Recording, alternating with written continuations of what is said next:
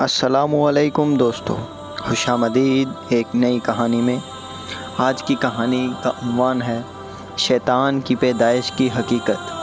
شیطان کون تھا؟ شیطان کی تخلیق کیسے ہوئی؟ جب اللہ تبارک و تعالیٰ نے اس کائنات کو تخلیق فرمایا تو اللہ تبارک و تعالیٰ نے انسانوں کو پیدا کرنے سے پہلے کون کون سی مخلوقات کو پیدا فرمایا؟ اس روئے زمین پر انسانوں سے پہلے کون سی مخلوقات رہا کرتی تھی؟ اور انسانوں کے ازلی دشمن شیطان کو کیسے پیدا کیا گیا؟ اس کے ماں باپ کون تھے؟ اور اس روئے زمین پر سب سے پہلے شیطانوں اور فرشتوں کے درمیان جنگ کس وجہ سے ہوئی؟ شیطان عزازیل سے ابلیس کیسے بنا؟ اور ایسے بہت سے سوالات جو شیطان یعنی ابلیس کے حوالے سے ہمارے ذہنوں میں اٹھتے ہیں، آج ان سوالات کا جواب قرآن و حدیث کی روشنی میں دیا جائے گا، اور ایسے حقائق سے آپ کو آگاہ کیا جائے گا جن کے بارے میں اکثر ہمارے بہن بھائی واقف ہی نہیں۔ اللہ تبارک و تعالیٰ قرآن پاک میں ارشاد فرماتے ہیں، اے ایمان والو، اسلام میں پورے داخل ہو جاؤ اور شیطان کے راستے پر نہ چلو، بے شک وہ تمہارا کھلا دشمن ہے۔ حضرت آدم علیہ السلام کی تخلیق سے پہلے اللہ تبارک و تعالیٰ نے صرف دو مخلوقات کو پیدا کیا، ایک ناری اور دوسرا نوری۔ نوری یعنی فرشتوں کو کہا جاتا ہے، جن کو اللہ تبارک و تعالیٰ نے نور سے تخلیق فرمایا۔ اس نوری مخلوق کی نسل نہیں بڑھتی کیونکہ اللہ تبارک و تعالیٰ نے اس نوری مخلوق کے جوڑے نہیں پیدا کیے، جس وجہ سے فرشتوں کی اولاد پیدا نہیں ہوتی۔ اور دوسری ناری مخلوق جن کو آگ سے پیدا کیا، وہ جنات ہیں، جن کے بارے میں روایات میں آتا ہے کہ جنات میں سب سے پہلے سمعون جن کو پیدا کیا گیا۔ اللہ تبارک و تعالیٰ نے سمعون جن کو پیدا کر کے زمین پر بھیجا اور اس کے لیے ایک جن لڑکی کو بھی پیدا فرما دیا۔ اس طرح اس جن نے اس لڑکی سے شادی کر لی، جس سے ان کی نسل خوب بڑھی اور یہ جنات اتنے زیادہ ہو گئے کہ پوری روئے زمین پر پھیل گئے۔ شروع میں یہ جنات فرشتوں کی طرح ہر وقت اللہ تبارک و تعالیٰ کی عبادت میں مشغول رہا کرتے تھے، اور پھر آہستہ آہستہ ان میں سے کچھ جنات نے اللہ تبارک و تعالیٰ کی نافرمانیاں کرنی شروع کر دیں اور اللہ کے حکم کو ماننے سے انکار کر دیا، جس کی وجہ سے یہ ناری مخلوق اللہ تبارک و تعالیٰ کی نافرمان مخلوق بن گئی۔ اس کے بعد شیطان کے ماں باپ۔ جنات میں سے ایک نامی گرامی جن کا نام چلیپا تھا اور اس کی بیوی کا نام تبلیز تھا۔ یہ دونوں بہت ہی قد آور اور بہادر تھے۔ کہا جاتا ہے کہ چلیپا جن کی شکل و صورت ببر شیر کی طرح تھی، تبلیز کی شکل بھیڑیے سے ملتی جلتی تھی۔ چلیپا جنات کا سردار تھا، اس کے نام سے بڑے بڑے جنات خوف کھاتے تھے۔ چنانچہ چلیپا اور تبلیز کے ملاپ سے ایک بچہ پیدا ہوا جس کا نام انہوں نے عزازیل رکھا۔ یہ بچہ اپنے والدین کی طرح بہادر اور دراز قد تھا۔ شیطان اور فرشتوں میں جنگ۔ روایات میں آتا ہے کہ حضرت آدم علیہ السلام کی تخلیق سے 50,000 سال پہلے یا اس سے بھی زائد کا عرصہ زمین پر جنوں کا عروج تھا۔ اس روئے زمین پر ہر طرف جنات ہی جنات تھے۔ یہ جنات زیادہ شریر تھے اور یہ زمین کے اندر فتنہ فساد پھیلاتے تھے۔ اسی طرح جب جنات نے اس زمین پر فساد پھیلانا اور تباہی مچانا شروع کی تو اس وقت اللہ نے فرشتوں کو حکم دیا کہ زمین پر جاؤ اور جنوں سے جنگ کرو۔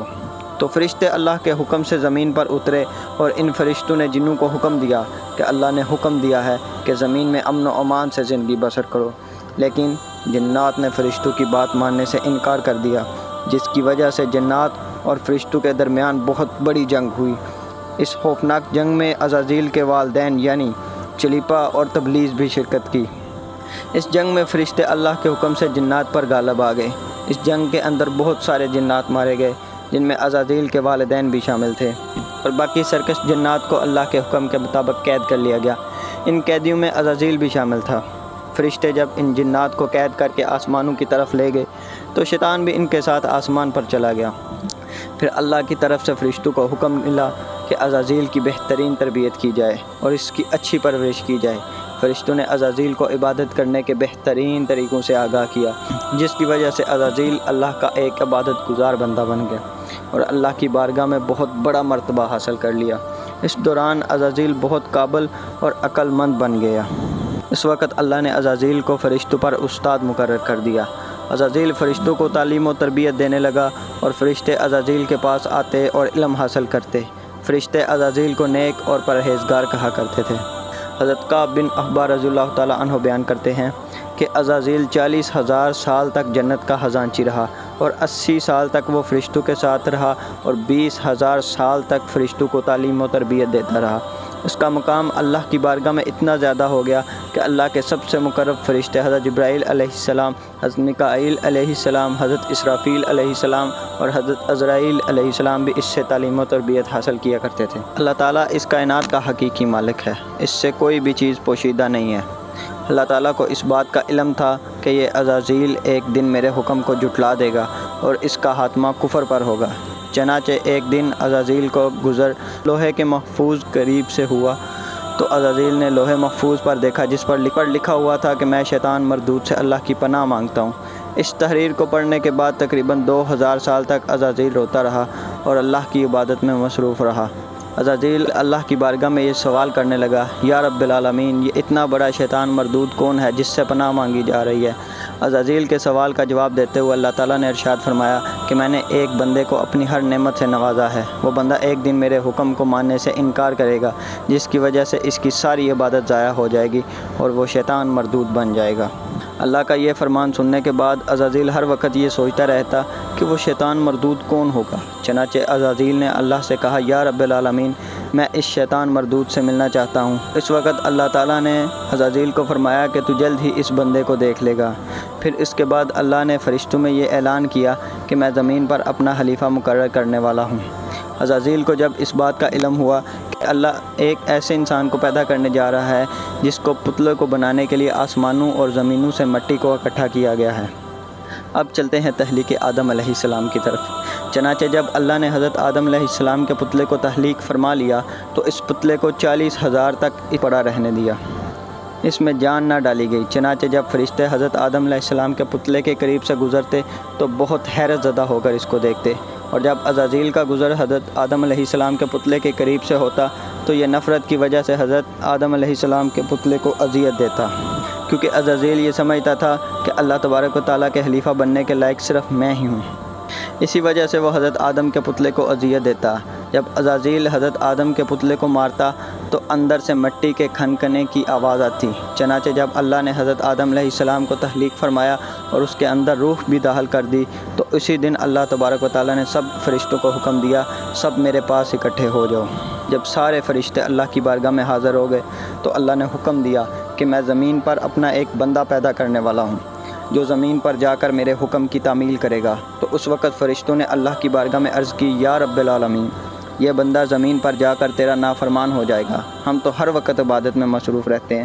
تو اللہ نے ارشاد فرمایا، جو کچھ میں دیکھ رہا ہوں وہ تم نہیں دیکھ سکتے۔ اس کے بعد چلتے ہیں شیطان کی بغاوت۔ اس وقت سب فرشتوں کو حکم دیا گیا کہ حضرت آدم علیہ السلام کو سجدہ کرو، تو تمام فرشتے اللہ کے حکم کے مطابق حضرت آدم علیہ السلام کو سجدہ کرنے کے لیے جھک گئے، لیکن عزازیل نے حضرت آدم علیہ السلام کو بغض اور تکبر کی وجہ سے سجدہ نہ کیا۔ اس وقت اللہ نے عزازیل سے پوچھا کہ تم نے سجدہ کیوں نہیں کیا؟ اس وقت عزازیل تکبر اور غرور میں آ کر بولنے لگا، اے رب العالمین، تو نے مجھے آگ سے پیدا کیا اور اس پتلے کو مٹی سے پیدا کیا، میں اس مٹی کے پتلے سے کئی درجے بہتر ہوں۔ عزازیل کی یہ بات سن کر اللہ تعالیٰ نے عزازیل کو وہاں سے نکل جانے کا حکم دیا اور فرمایا، تو شیطان مردود ہو چکا ہے، تم پر قیامت تک میری لعنت ہوتی رہے گی۔ اسی وقت عزازیل کو اس بات کا علم ہوا کہ لوہے محفوظ پر جس شیطان کا ذکر تھا وہ در حقیقت میں ہی ہوں۔ اسی طرح جب عزازیل اللہ کی نافرمانی کی وجہ سے شیطان مردود بن گیا تو اللہ سے کہنے لگا، اے رب العالمین، میں چاہتا ہوں کہ مجھے قیامت کے دن تک زندہ رہنے کی مہلت دی جائے۔ تو اللہ نے شیطان مردود کی بات مان لی اور اس کو قیامت تک کی مہلت دے دی۔ اسی وقت شیطان اللہ کی بارگاہ میں عرض کرنے لگا، میں تیرے بندوں کو راہ سے بھٹکاؤں گا اور ہر طرح سے تیرے بندوں کو تیرے حکم کا نافرمان بناؤں گا، اور بہت سارے تیرے بندے میرے شکنجے میں آ کر تیری نافرمانی کریں گے اور گناہوں کے اندر مبتلا ہو جائیں گے۔ اس وقت شیطان مردود کو اللہ تعالیٰ نے ارشاد فرمایا کہ تو میرے بندوں کو میری راہ سے بھٹکائے گا اور میری نافرمانیوں کے اندر مبتلا کرے گا، میری رحمت بہت بڑی ہے، میں اپنے کرم و فضل سے اپنے بندوں کو معاف کرتا جاؤں گا۔ اسی طرح غرور اور تکبر کرنے کی وجہ سے عزازیل شیطان مردود بن گیا اور اللہ تعالیٰ نے لعنت کا توق اس کے گلے میں ڈال کر اس کو آسمان سے نیچے پھینک دیا، اور اسی طرح شیطان مردود ہمیشہ ہمیشہ کے لیے اللہ کی رحمت سے دور ہو گیا۔ روایات میں آتا ہے کہ جب قرب قیامت دوسرا سور پھینکا جائے گا تو اس وقت اللہ تعالیٰ شیطان کو دردناک موت عطا فرمائے گا اور اس کے بعد شیطان مردود کو ہمیشہ ہمیشہ کے لیے جہنم میں داخل کر دیا جائے گا۔ اللہ تبارک و تعالیٰ سے دعا ہے کہ اللہ تعالیٰ ہمیشہ اپنی فرما برداری میں زندگی گزارنے کی توفیق عطا فرمائے اور شیطان مردود کے شر سے محفوظ فرمائے۔ آمین ثم آمین۔